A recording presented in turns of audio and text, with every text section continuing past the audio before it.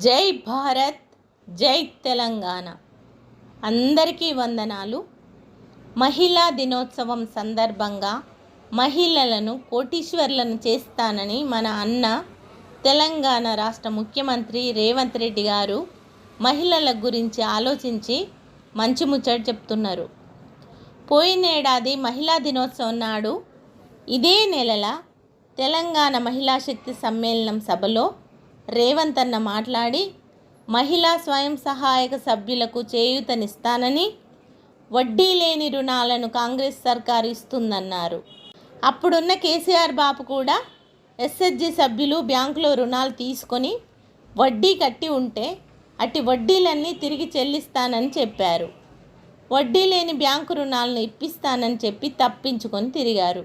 మహిళలు విసిగిపోయి మార్పు కావాలని కోరుకొని కేసీఆర్ బాపుని వదిలి రేవంత్ రెడ్డి అన్నని నమ్మి ఆడబిడ్డలను ఆదుకుంటాడని అధికారం కట్టబెట్టాము.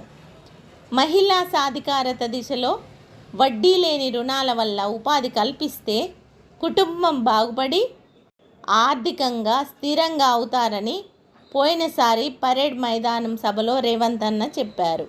గత ప్రభుత్వం 3,500 కోట్ల బకాయిలే కాకుండా వడ్డీ లేని రుణాలను 5,000 కోట్లు విడుదల చేస్తామని మన రేవంత్ అన్న హామీ ఇచ్చారు.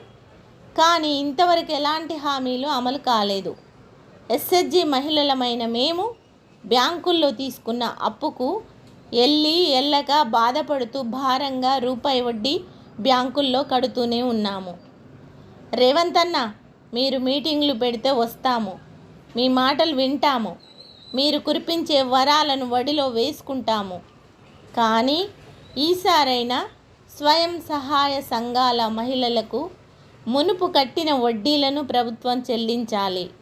కొత్త రుణాలకు 0 వడ్డీ పద్ధతిని చేయగలరని మీకు చేతులెత్తి మొక్కి కోరుతున్నాం.